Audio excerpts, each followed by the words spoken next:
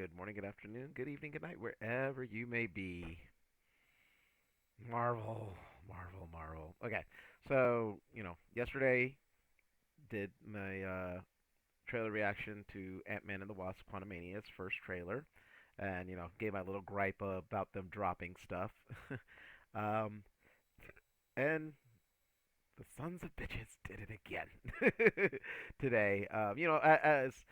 As we didn't get anything for Werewolf by Night till not long before it.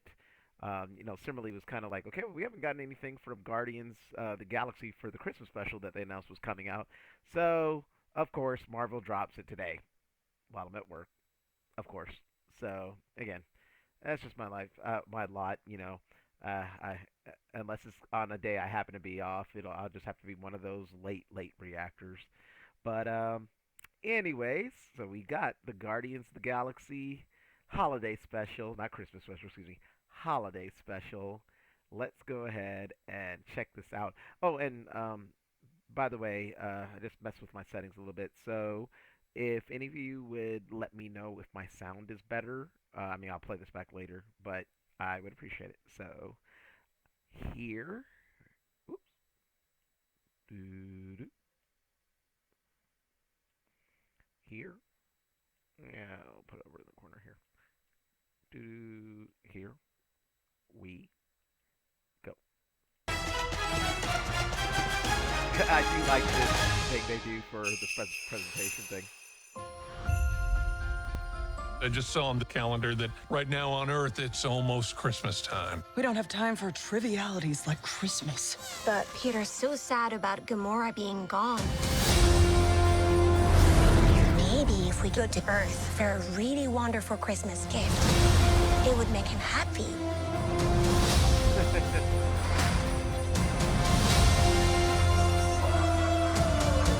Something special he will never forget.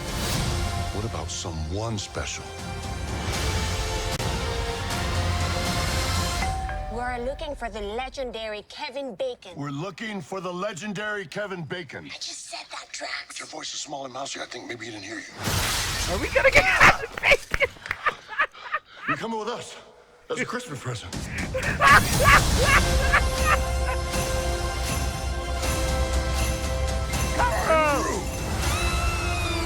And introducing Kevin Bacon. Oh, okay, November 25th. That is funny. That is so funny. Oh God, sorry. um,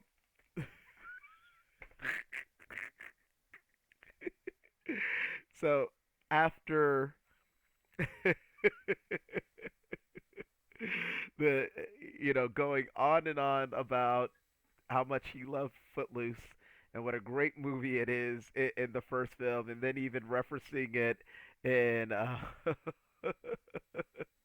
and then even referencing it in Infinity War. Excuse me, is like tell them about the time we saved the universe with the dance song. And with of course Peter Parker being like, "You mean like Footloose? Yes. Is it still the greatest movie there ever was? It never was." Type thing. So to have freaking Kevin Bacon in this is hilarious. You know what? Let's see. That was a minute something. So we're just gonna quickly run that run that through one more time quickly.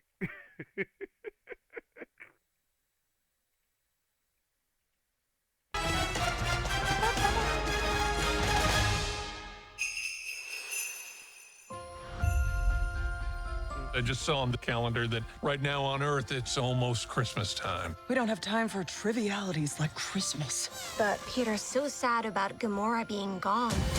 Okay, so first of all, obviously, so this is taking place between, well, we know it's before Guardians 3, but after, obviously after Endgame, and Gamora is, I don't, missing's not the right word, seeing as this Gamora is not, our Gamora, their Gamora is dead, and this Gamora who doesn't, other than Nebula, know them, is off, I guess, maybe finding herself or whatever. So I have a feeling that's kind of that's what Guardians 3 will play into. But anyways, Maybe if we go to Earth for a really wonderful Christmas gift, it would make him happy. now just and Madame Tussauds Wax Museum. I saw World's Wax Grace Museum, then I was like, is that Tussauds? And I see it up in the corner. So to see Mantis and Drax walking around Hollywood, and you see the people the way they look, they're like, what?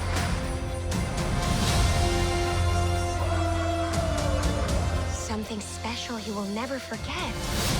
What about someone special? We're looking for the legendary Kevin Bacon. We're looking for the legendary Kevin Bacon. I just said that, But Drax. your voice is small and mousy. I think maybe he didn't hear you. You're coming with us as a Christmas present.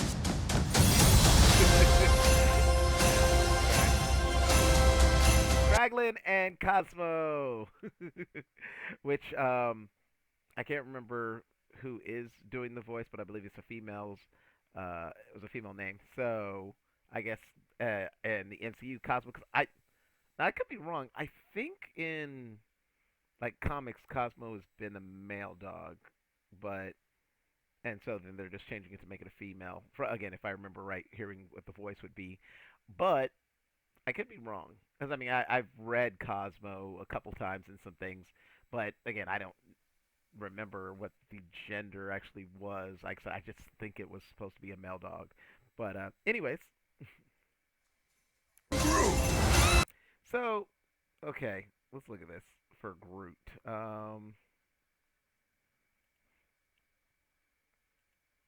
Okay, so I don't know. To me, when I saw like when we saw him walking by, and even just this here, it looks a little weird to me the way his head is to his body, but maybe because his body is getting more towards the Groot of Guardians 1, but it's still the teen young Groot. So I guess this is kind of like the again the mid stages adolescence because as we call it teenage Groot uh uh in Endgame. I mean, in Infinity War and Endgame, I guess you could think that maybe the equivalent of just hit puberty into uh, teenage years because there was the cracks about ever since you got a little sap and this and that, which I'm assuming was the equation to puberty. So like I said, maybe this is like near the mid latter stages. As he's becoming an adult. But anyways, like I said, it just caught me a little odd, because that transition and like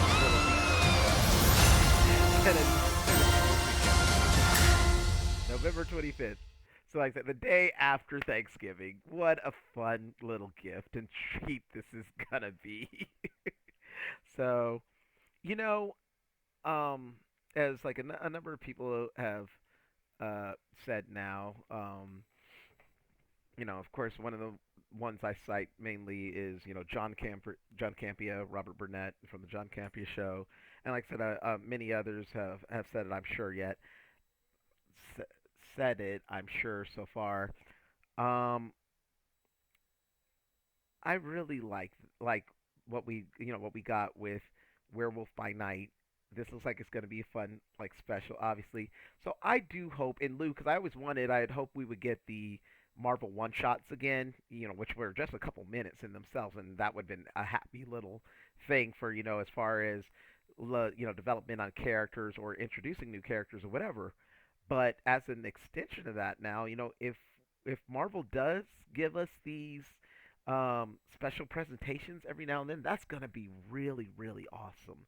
Be it uh, like Werewolf by Night introduction to new characters, or something like this is a Christmas special holiday event, or just something to um, kind of give us an in between other things. Um, again, Christmas, a holiday special in general. I keep wanting to say Christmas, holiday special in general, and then of course this flows into Guardians because I believe they filmed this, you know, with Guardians 3, so it's gonna kind of like flow into Guardians 3. Um, so yeah, I mean, I, you know, as there were the reports not last week about we may be getting something with Madison with two N's, one Y, but not where you think. Um, this would be perfect. Let's have a little. We don't need a series right now, obviously, of Madison, even though I love her and Wongers. And obviously not a big movie unless she's just one of the main characters of a much bigger thing. As again, I reference John Campea show, as they were saying, maybe something like looking at ordinary people, and she happens to be one of those that we see her in the MCU and whatnot.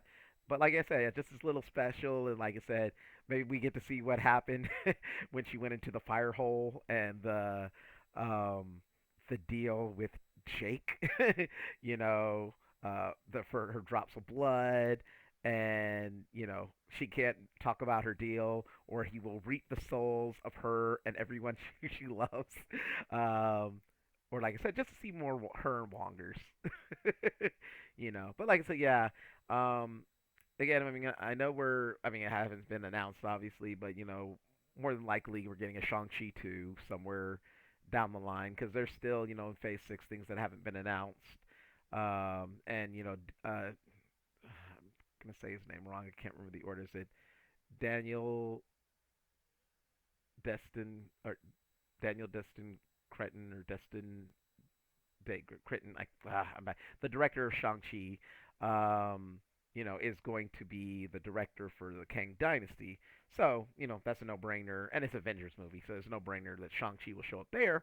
But, it'd be cool to see Shang-Chi and Katie, be it with Wong, as we saw at the end of Shang-Chi, or, something where they happen to run into some other Avengers. Well, just like little things like I said, in between these movies, where we could even just have characters somehow weirdly interact, like team up, Marvel team ups.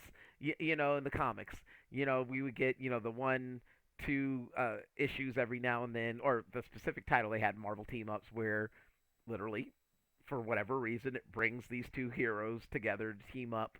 Of course, one of the ones always would be teaming up with someone or another, Spider-Man. Of course, with Sony, that probably ain't happening, even though that would be cool. Um, you know, so there's just so many possibilities with these things here. So yeah, I'm gonna stop rambling on. Um, I really liked it. Of course, want to know what you think. So as always, feel free to share, subscribe. Hopefully, give me a like if you like my content, and feel free to, if you subscribe, hit that little notification button icon, whatever, the little bell thingy, so you will know when I make more content. And to my friend Thurman Davis, who I work with, and I thank you for your suggestions and just viewing support of me in terms of this. Uh, like I said, for anyone, or especially if you hear this sermon, let me know if the audio is better. But yeah, if you feel free to leave a comment, anyone, if there's anything you would care to see me, react to or talk about, or whatever. As you can tell, I like to ramble. So, anyways, as always, thank you for watching.